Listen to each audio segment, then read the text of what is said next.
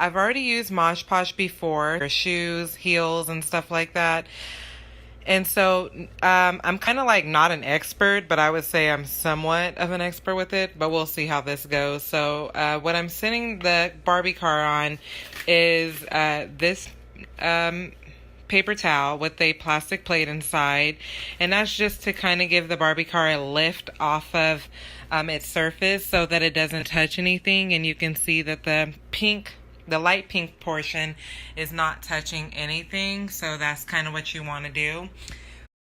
So I'll be using these pinks for the actual portion of the pink portion here, and then I have a white one here that I'll be using for the Barbie lights, and I think I'm going to redo the seats since I accidentally tore them, and then I'll also be redoing this portion of the Barbie car as well. And so the portion that I did not show was how I washed it and cleaned it prior to taping it and everything. And so I had to wash it and prep it with some soap, Dawn soap. Same thing I did with the windshield. And then I just got some duct tape here. And then a spoon for mixing the glitter into the Mod Podge. And that's just the whole setup here. Okay? Now let's get started. So in case you didn't see... Well, you didn't see, but I forgot to tell you that this is glow glitter, and I'm not sure if you can see that my lighting's a little off here, but it's glow glitter, and I actually dumped a whole lot more in here just so that I wanted to make sure the glitter actually shows up once I put it on the car. I did also go grab another spoon so that I can mix the pink.